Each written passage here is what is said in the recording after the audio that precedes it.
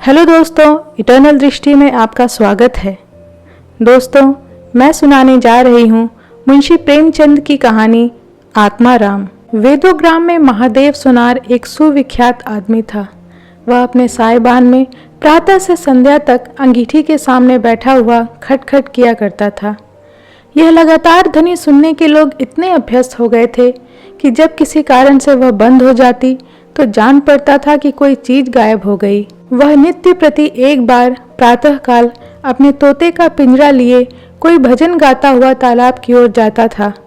उस धुंधले प्रकाश में उसका जर्जर शरीर, पोपला मुंह और झुकी हुई कमर देखकर किसी अपरिचित मनुष्य को उसके पिशाच होने का भ्रम हो सकता था। ज्यों ही लोगों के कानों में आवाज आती, सत्य गुरुदत्त शिवदत्त दाता, लोग समझ जाते कि भोर हो गई। महादेव का पारिवारिक जीवन सुखमय न था। उसके 3 पुत्र थे, 3 बहुएं थीं, दर्जनों नाती पोते थे, लेकिन उसके बोझ को हल्का करने वाला कोई न था। लड़के कहते, जब तक दादा जीते हैं हम जीवन का आनंद भोग लें, फिर तो यह ढोल गले पड़ेगी ही। बेचारे महादेव को कभी कभी निराहार ही रहना पड़ता। भोजन के समय उसके घर में साम्यवाद का ऐसा गगनभेदी निर्घोष होता कि वह भूखा ही उठ जाता और नारियल का हुक्का पीता हुआ सो जाता। उनका व्यावसायिक जीवन और भी अशांतिकारक था। यद्यपि वह अपने काम में निपुण था, उसकी खटाई औरों से कहीं ज़्यादा शुद्धकारक और उसकी रासायनिक क्रियाएं कहीं ज़्यादा कष्टसाध्य थीं। तथापि उसे आए दिन शक्की और धैर्य शून्य प्राणियों के अपशब्द सुनने पड़ते थे। पर महादेव अविचलित गांभीर्य से सर झुकाए सब कुछ सुना करता था। ज्यों ही यह कलश शांत होता, वह अपने तोते की ओर देखकर पुकार उठता, सत्य गुरुदत्त शिवदत्त दाता। इस मंत्र को जपते ही उसके चित्त को पूर्ण शांति प्राप्त हो जाती थी। एक दिन संयोगवश किसी लड़के ने पिंजड़े का द्वार खोल दिया। तोता उड़ गया। महादेव ने सिर उठाकर जो पिंजड़े की ओर देखा तो उसका कलेजा सन्न सा हो गया। तोता कहाँ गया? उसने फिर पिंजड़े को देखा। तोता गायब था। महादेव घबराकर उठा और इधर उधर कपड़ैलों पर निगाह दौड़ाने लगा। उसे संसार में कोई वस्तु अगर प्यारी थी तो वह यही तोता। लड़के बालों, नाती पोतों से उसका जी भर गया था। लड़कों की चुलबुल से उसके कान में विघ्न पड़ता था। बेटों से उसे प्रेम न था।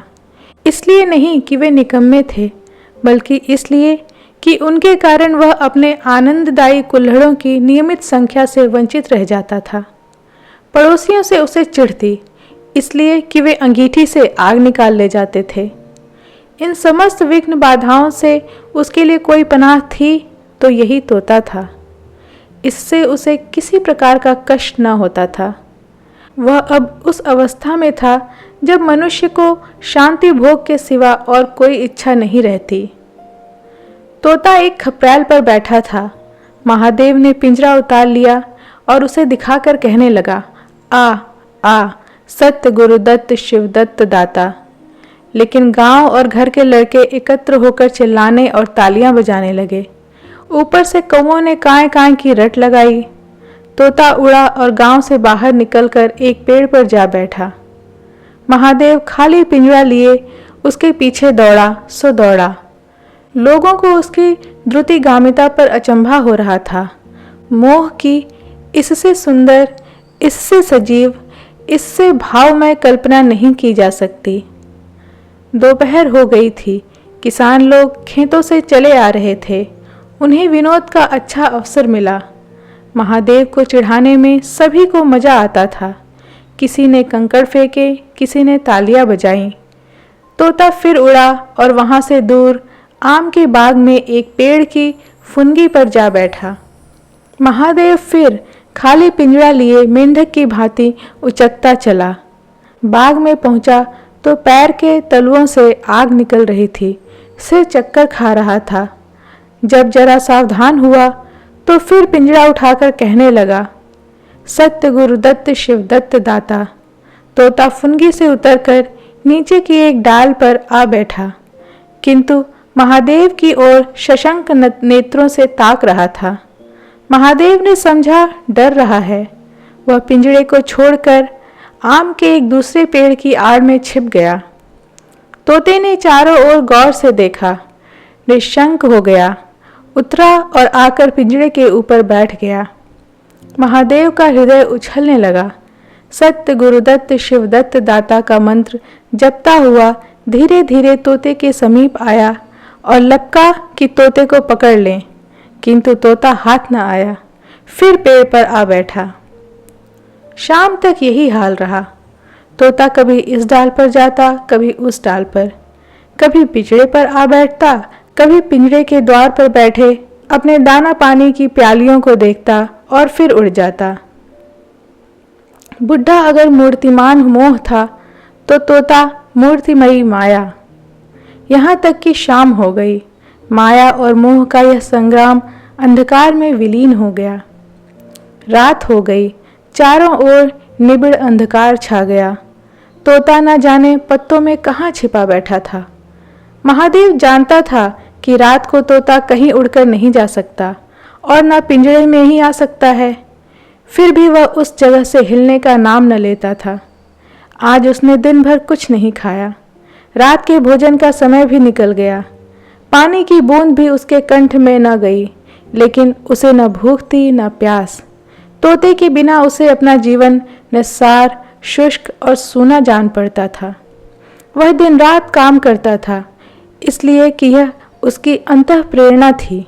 जीवन के और काम इसलिए करता था कि आदत थी। इन कामों से उसे अपनी सजीवता का लेश मात्र भी ज्ञान न होता था। तोता ही वह वस्तु था जो उसे चेतना की याद दिलाता था। उसका हाथ से जाना जीव का देह त्याग करना था। महादेव दिन भर का भूखा प्यासा थका मांदा रह रहकर झपकियां ले लेता था, किंतु एक क्षण में फिर चौंक कर आंखें खोल देता और उस विस्तृत अंधकार में उसकी आवाज सुनाई देती, सत्य गुरुदत्त शिवदत्त दाता। आधी रात गुजर गई थी। सहसा वह कोई आहट पाकर चौंका। देखा एक दूसरे वृक्ष के नीचे एक धुंधला दीपक जल रहा है और कई आदमी बैठे हुए आपस में कुछ बातें कर रहे हैं। वे सब चीलम पी रहे थे। तमाकू की महक ने उसे अधीर कर दिया। उच्च स्वर से बोला, सत्य गुरुदत्त शिवदत्त दाता, और उन आदमियों की ओर चीलम पीने चला गया। किंतु जिस प्रकार बंदूक की आवाज सुनते ही हिरन भाग जाते हैं, उसी प्रकार उसे आते देख सब के सब उठकर भागे। कोई इधर गया, कोई उधर। महादेव चिल्लाने लगा, ठहरो ठहरो। एकाएक उसे ध्यान आ गया, ये सब चोर हैं। वह जोर से चिल्ला उठा, चोर चोर, पकड़ो पकड़ो। चोरों ने पीछे फिर कर न देखा। महादेव दीपक के पास गया तो उसे एक कलसा रखा हुआ मिला जो मोर्चे से काला हो रहा था। महादेव का हृदय उछलने लगा। उसने कलसे में हाथ डाला तो मोहरें थीं। उसने एक मोहर बाहर निकाली और दीपक के उजाले में रखा। हाँ, मोहर थी। उसने तुरंत कलसा उठा लिया और दीपक बुझा दिया और पेड़ के नीचे छिपकर बैठा रहा। साह से चोर बन गया। फिर उसे शंका हुई, ऐसा ना हो चोर लौट आवें और मुझे अकेला देखकर मोहरें छीन लें। उसने कुछ मोहर कमर में बांधी, फिर एक सूखी लकड़ी से जमीन की मिट्टी हटाकर कई गड्ढे बनाए। उन्हें मोहरों से भरकर मिट्टी से ढक दिया। महादेव के अंतर नेत्रों के सामने अब एक दूसरा जगत था, चिंताओं और कल्पना से परिपूर्ण। यद्यपि अभी कोष के हाथ से निकल जाने का भय था, पर अभिलाषाओं ने अपना काम शुरू कर दिया। एक पक्का मकान बन गया। सराफे की एक भारी दुकान खुल गई। निज संबंधियों से फिर नाता जुड़ गया।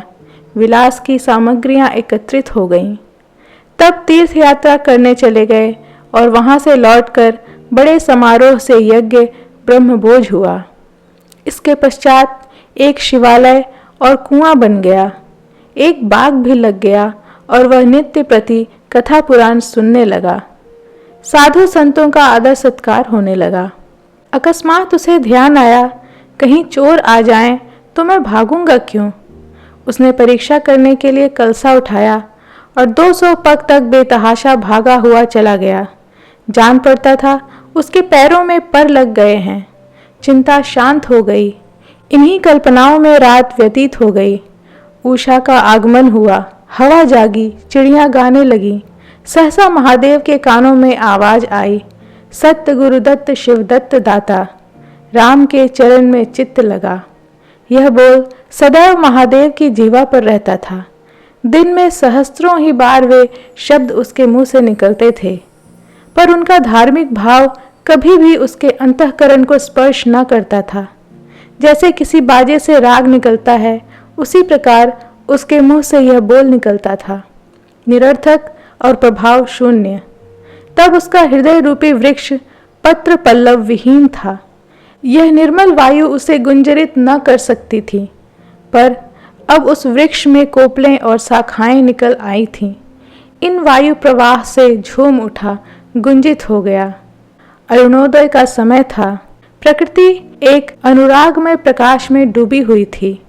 उसी समय तोता पैरों को जोड़े हुए ऊंची डाल से उतरा, जैसे आकाश से कोई तारा टूटे और आकर पिंजरे में बैठ गया।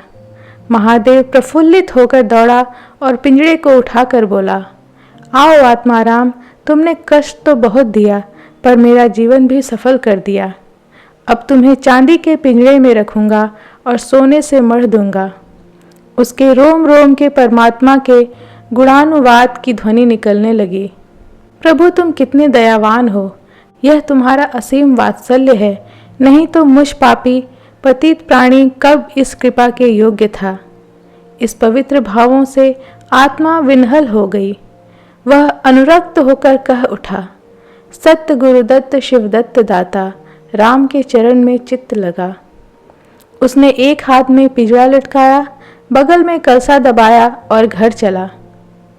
महादेव घर पहुंचा तो अभी कुछ अंधेरा था। रास्ते में एक कुत्ते के सिवा और किसी से भेंट न हुई, और कुत्ते को मोहरों से विशेष प्रेम नहीं होता। उसने कलसे को एक नाद में छिपा दिया और कोयले से अच्छी तरह ढक कर अपनी कोठरी में रख आया।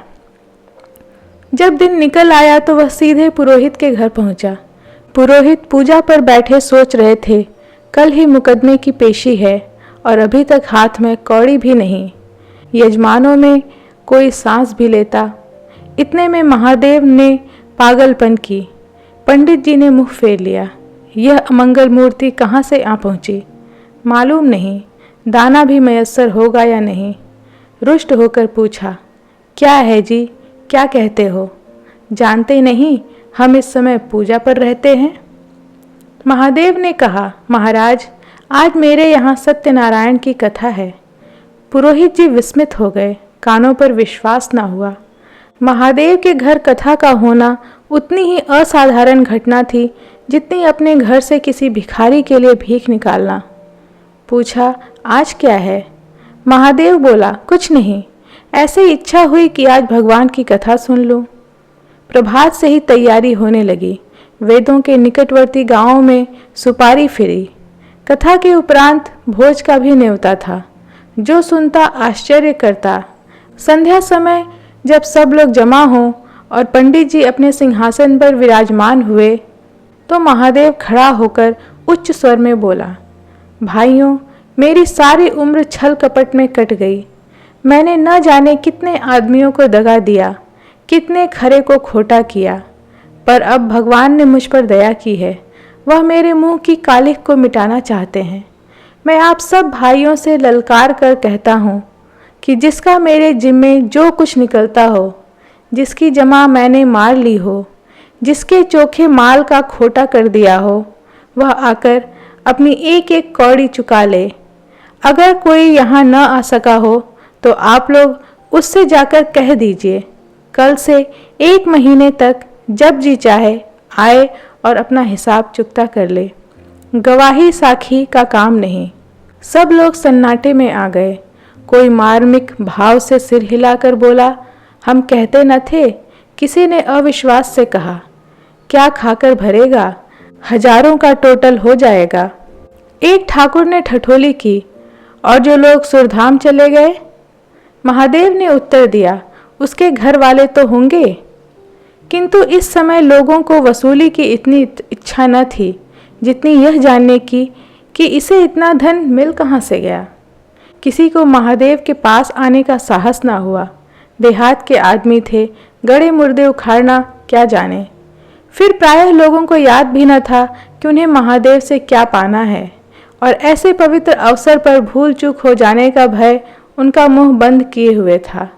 सबसे बड़ी बात यह थी कि महादेव की साधुता ने उन्हें वशीभूत कर लिया था। अचानक पुरोहित जी बोले, तुम्हें याद है, मैंने एक कंठा बनाने के लिए सोना दिया था। तुमने कई माशे तौल में ही उड़ा दिए थे। महादेव, हाँ याद है। आपका कितना नुकसान हुआ होगा। पुरोहित, 50 रुपये से कम न होगा। महादेव ने कमर से 2 मोहरें निकाली और पुरोहित जी के सामने रख दी। पुरोहित जी की लोलुपता पर टीकाएं होने लगीं। यह बेईमानी है, बहुत हो तो 2-4 रुपये का नुकसान हुआ होगा। बेचारे से 50 रुपये ऐंठ लिए। नारायण का भी डर नहीं, बनने को पंडित, फिर नीयत ऐसी खराब। राम राम। लोगों को महादेव पर एक श्रद्धा सी हो गई। 1 घंटा बीत गया, पर उन सहस्त्रों मनुष्यों में से एक भी खड़ा ना हुआ। तब महादेव ने फिर कहा, मालूम होता है आप लोग अपना अपना हिसाब भूल गए हैं, इसलिए आज कथा होने दीजिए। मैं 1 महीने तक आपकी राह देखूंगा। इसके पीछे तीर्थ यात्रा पर चला जाऊंगा। आप सब भाइयों से मेरी विनती है कि आप मेरा उद्धार करें। 1 महीने तक महादेव लेनदारों की राह देखता रहा। रात को चोरों के भय से नींद न आती। अब वह कोई काम न करता। शराब का चस्का भी छूटा। साधु अभ्यागत जो द्वार पर आ जाते, उनका यथा योग्य सत्कार करता। दूर दूर उसका श्रेयस फैल गया, यहाँ तक कि महीना पूरा हो गया और एक आदमी भी हिसाब लेने न आया। अब महादेव को ज्ञान हुआ कि संसार में कितना धर्म, कितना सद्व्यवहार है। अब उसे मालूम हुआ कि संसार बुरों के लिए बुरा है और अच्छे के लिए अच्छा। इस घटना को हुए 50 वर्ष बीत चुके हैं। आप वेदों जाइए तो दूर से ही एक सुनहला कलश दिखाई देता है। वह ठाकुर द्वारे का कलश है। उससे मिला हुआ एक पक्का तालाब है जिसमें खूब कमल खिले रहते हैं। उसकी मछलियां कोई नहीं पकड़ता। तालाब के किनारे एक विशाल समाधि है। यही आत्माराम का स्मृति चिन्ह है। उसके संबंध में विभिन्न कहानियां प्रचलित हैं। कोई कहता है वह रत्न जड़ित पिंजरा स्वर्ग को चला गया। कोई कहता वह सत्य गुरुदत्त शिवदत्त दाता कहता हुआ अंतर्ध्यान हो गया। यह यथार्थ है कि उस पक्षी रूपी चंद्र को किसी बिल्ली रूपी राहु ने ग्रस लिया। लोग कहते हैं आधी रात को अभी तक तालाब के किनारे आवाज आती है, सत्य गुरुदत्त शिवदत्त दाता, राम के चरण में चित्त लगा।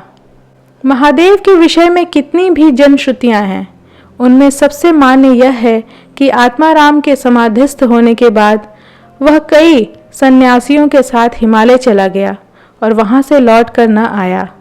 उसका नाम आत्माराम प्रसिद्ध हो गया। आज के लिए इतना ही।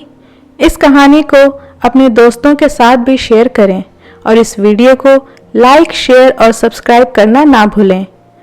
आपके कीमती समय के लिए धन्यवाद। सुरक्षित रहें और आनंदित रहें।